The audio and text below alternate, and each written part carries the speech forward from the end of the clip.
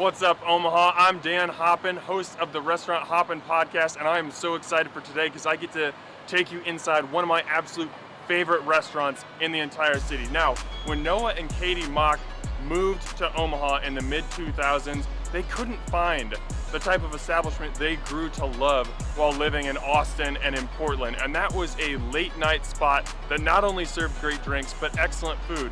So they made one themselves. They really wanted to serve restaurant industry workers who were getting off late at night and wanted a great bite of food. But what happened next surprised them. More than just restaurant workers and bartenders were digging the burgers and the fries and the wings and the tots that were coming out of this kitchen. In fact, diners of all types grew to love this cuisine. I gotta show you this place. This is Nite Owl.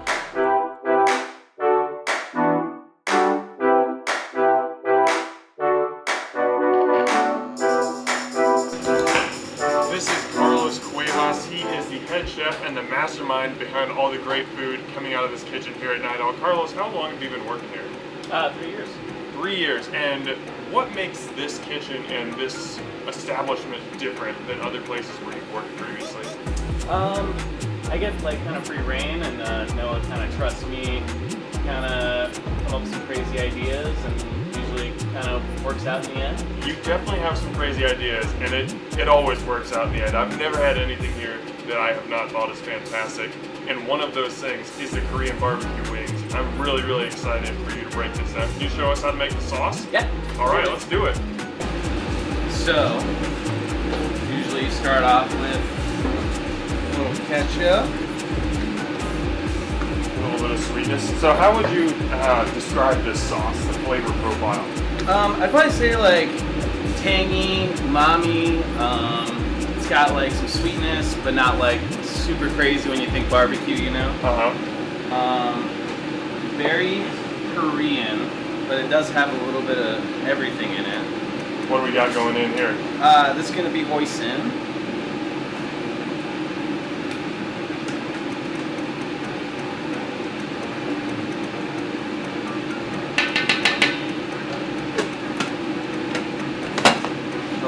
Gochujang. Ooh, I love gochujang. Yeah. Put a little heat in there. Yeah. A little bit of sweetness.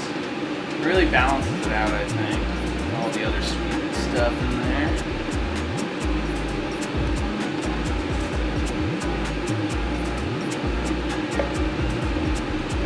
A little Karo syrup, kind of thicken it up. All right.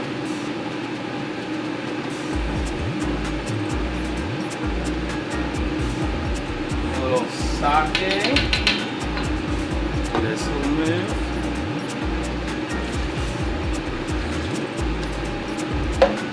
Do a little ginger and a little garlic. Okay.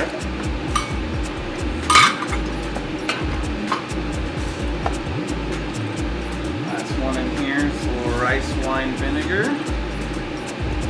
Always amazes me how many components go into every, this is one wing sauce and we've got 10 different things going on here already. Oh yeah, I love everything's from scratch as much as we can because Right. It is a really busy kitchen, but we try and get everything from scratch, and everything always comes out and everyone always likes it, so.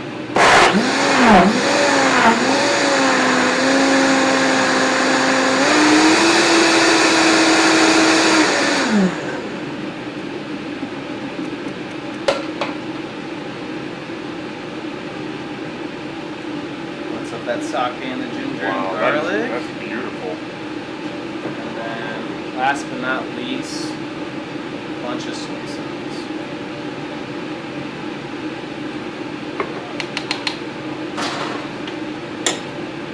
And we just kind of emulsify.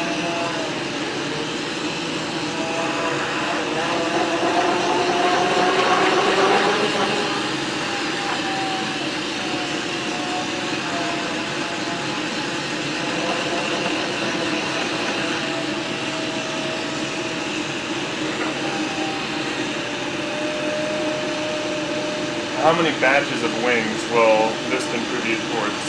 Oh, I think, I don't know how many batches. Usually I just go by how many times I have to make it a week. Fair enough. So usually about 2 to 3 times a week. Okay. So probably, I don't know, I'd say quantity order as a batch, probably. Okay. So Asian profiles are something that really runs throughout Nite Owl's menu. You see that really Asian and Korean influence. What's the through line? Is there intentionality behind that? You know, I think when Noah started this place, he wanted to have kind of an eclectic Asian place, but not be fully Asian. And I think it's an easy way to get like street food out to people. Like we do like those corn dogs. I think you've had the corn dog. The Korean corn dog. Yeah, and it's like very eclectic Korean food, but street style, you know. And I think he just likes all the different kind of flavors and the diversity. Right, right. So, Love I it. think, yeah. Oh yeah. And wow. I'm surprised, like, the soy is really the first thing I get, the saltiness of that, but then that sweetness kind of comes in. There's a little bit of heat, but definitely not too much. Yeah, the balance on that is just perfect. That's awesome. Yeah. Let's put it on some wings. Yeah. All right. Okay, with just a little bit of salt. Some of that awesome Korean barbecue sauce we made earlier.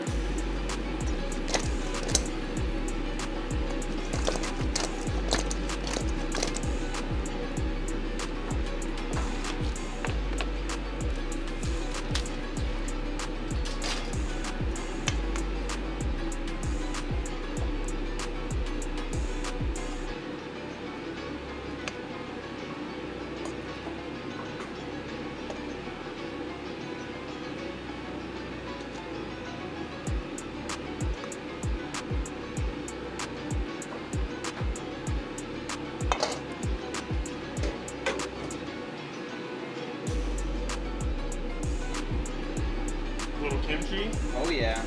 Make a little kimchi in house. Add some funk, add some freshness. Just a little green onion as garnish. Beautiful. Dig into this. Alright, I need a picture of this. It's too pretty not to check out. Turn my mouth off, and I don't care.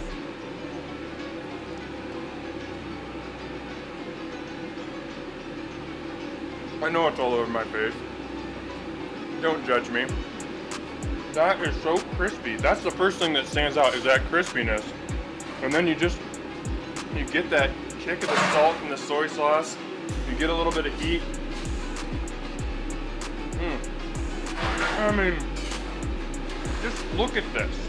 This is like as big as my palm. These wings are enormous. Wow. Carlos? Oh. No, give me that dirty hand. Oh yeah. Oh, Thank yeah. you. Good job, brother. Thank you. Man.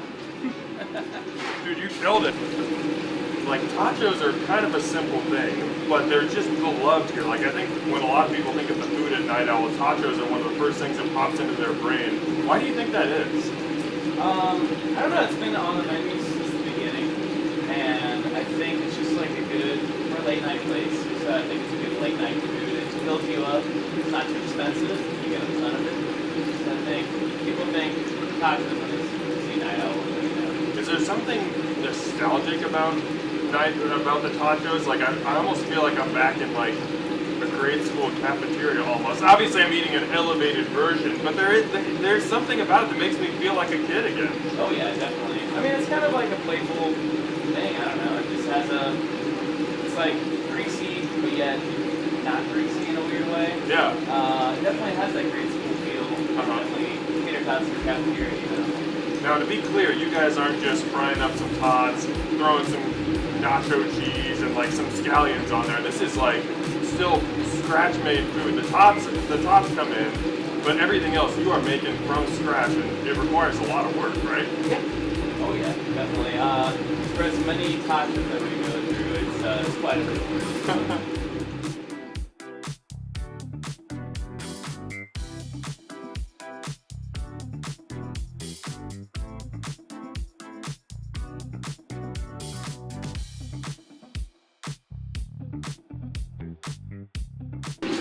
Ready, sir? Oh, of course.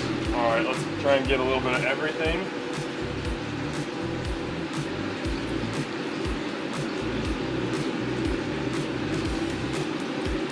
Perfectly crispy. Oh man, that's amazing because so many times when you get loaded foods, they become soggy almost immediately. So they got sauces, they got drizzles, they got stuff on there. That is not the case with these. Still very crisp, very hot, and you just get those varying sauces from a little bit of spice from the queso. That salsa verde is just so like bright and refreshing. Oh man, these are absolutely excellent. Yeah, you gotta try these. These are amazing.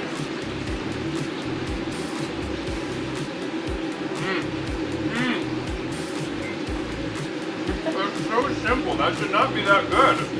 Well, And it just is. Awesome. Nice work. Of course, one can't come to Nite Owl without having one of their famous cocktails. And the most beloved of those, I would say, is the Time One. This is one that Noah told me, like, you guys try and take it off the menu and people won't let you. To help us go through the process of making this awesome drink, I have the bartender, Mikey D'Amato, here with us today. He has a glorious mustache, and he's going to show us how to make a glorious drink. All right. So yeah, like Dan was saying, this is one of our most popular cocktails. It's a clay on the Pimm's cup. It's a beautiful mix of flavors.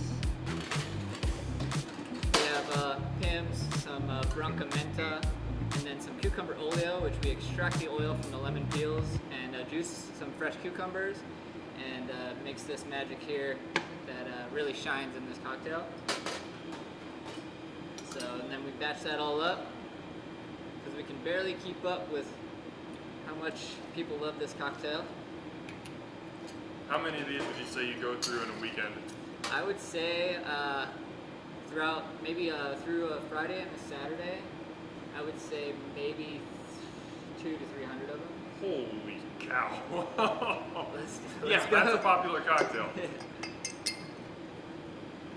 So we got some fresh lime juice, and then some pineapple juice,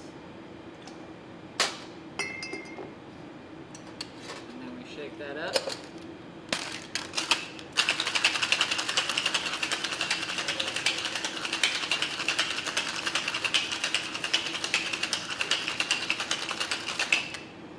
Alright, we have a glass here. I really enjoy having pineapple juice in here because not a lot of people know that pineapple juice can actually froth up and really add texture to a cocktail. Right.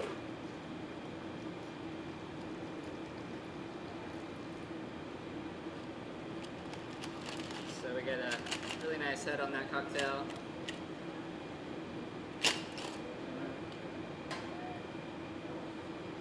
And then we garnish that up Gotta make it look pretty.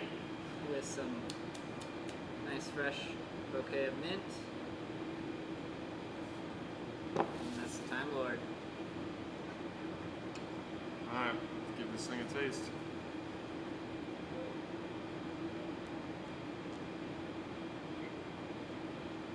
That is so smooth. Like, it almost tastes like there's not even alcohol in it. It's so fruity and fresh tasting, but I mean, you definitely do get the alcohol. Like, I don't feel like I'm drinking a non-alcoholic drink, but oh, I see why you go through so many of these. So many people order this. Definitely, and I'm always recommending them to people because it is technically a lower proof cocktail. It's going to be lower proof than a higher proof spirit, so you could definitely have more than two and feel I alright. might before I leave. So don't test me. Cool. Thank you so much, Yeah. Mikey. So here are the owners of Nite Owl. We have Noah and Katie Mock. These are just two fantastic people. Guys, I want to start off by just kind of talking about what was the original concept behind Nite Owl and what was the niche in Omaha that you thought it could fill? Yeah, we opened in 2014 late, and we had moved back from Austin, Texas. And when we moved back, we just didn't really feel like there was a place that was catered to service industry people. And so we really wanted to drive that concept home and you know, have a nice, inviting, dark bar that's inclusive, that's kind of you know, a little different than what was around at that time. I mean, that was 8 years ago now. Anything else you want to add to that? No, I think you nailed it. Obviously, you know, that caught on, and that crowd was very happy with what you were providing. But at what point did you kind of start to see Nite Owl evolved from more than just a late night spot to a place where people were going for happy hour, they were going for drinks, they were going for dinner and for food. Sure, and you know, when you open one of the first late night places in a new community that, you know, hasn't really seen that much of that before, you never really know what to expect. And so we really wanted to make the food a notch above, or try to make the food a notch above what most bars had, you know. I mean, and I love bar food, always have. So I think just over time, people started to realize how much they like our food and our cocktails, and we got lucky and they started kind of filling in early for happy hour. And we created a really kind of inviting happy hour that's really affordable, that we still have. Actually, to this day, we haven't changed much on it. I love the $5 old fashioned. And so, yeah, the whole thing is just, you know, whenever you want to come in, we're the anytime bar. That's what we really tried to be. So, how would you guys define Nite Owl's style of food? I'd say it's a step above your average bar food.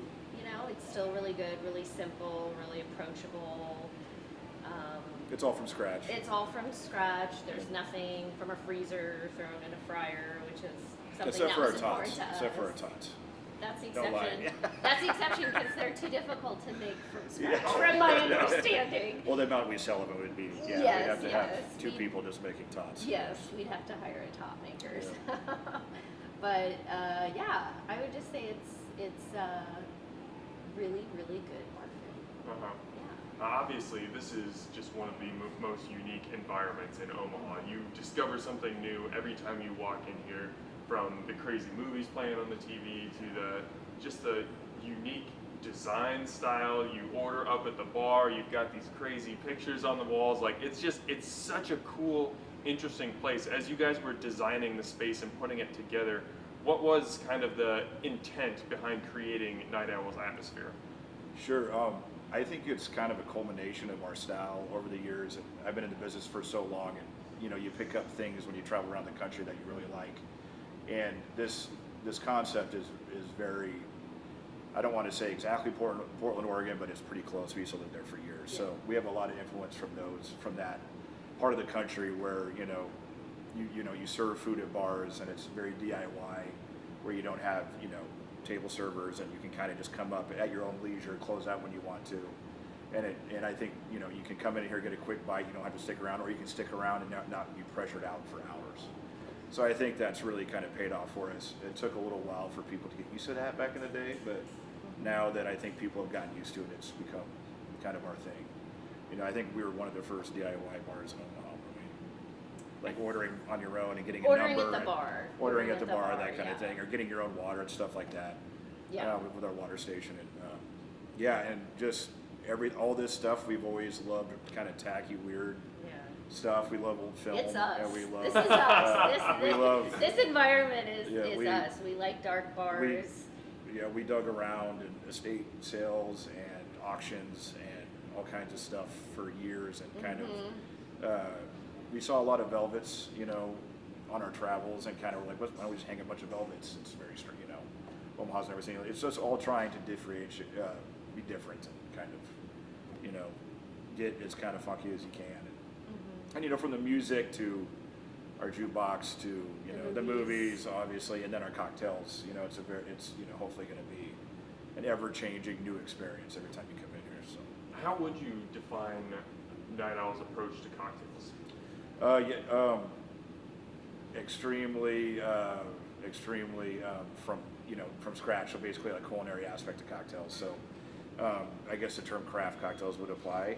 Everything's fresh, everything's handmade, and we have an extensive bartender training program here where we do all kinds of stuff, from making syrups to bitters to tinctures to alcohol education and to technique. And you know, we wanted to make a place that everybody, no matter how much you knew about cocktails, if you're not really a cocktail drinker, it's a very unpretentious atmosphere, so you can come in here and hang out and have some drinks and not, you know, worry about, you know.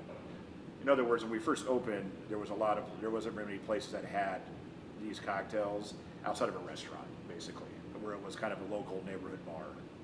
And so we really wanted to strive to do that. So, you know, a lot of people come in and like, oh, can I get a Bud Light? And it's like, well, what are you mixing there? Like, what are you doing? And so people get inquisitive, and then next thing you know, they're ordering old fashions, or they're ordering Manhattans, and then they're ordering off, you know, our original cocktail menu. So that's been really fun to see. Well, I thank you guys so much for the hard work that you put into this place, from just the eclectic atmosphere to the awesome cocktails to the food, which could be a standalone restaurant on its own. This is just one of the most unique establishments in Omaha. I'm a Thanks. huge fan of it, and I just want more people to come out and experience it because this place is fantastic. Thank you very Thanks, much, yeah, I guys. appreciate it, That's man. so Yeah, sweet. thanks for having us. So that's Nite Owl. You gotta see, they're making some awesome food. They've got some awesome drinks. They got some real characters here. This is a great place to come, whether you want to come for dinner, happy hour, late night, whenever. You are gonna have a great time at Nite Owl. This place is fantastic. Get here in Omaha. Just do it.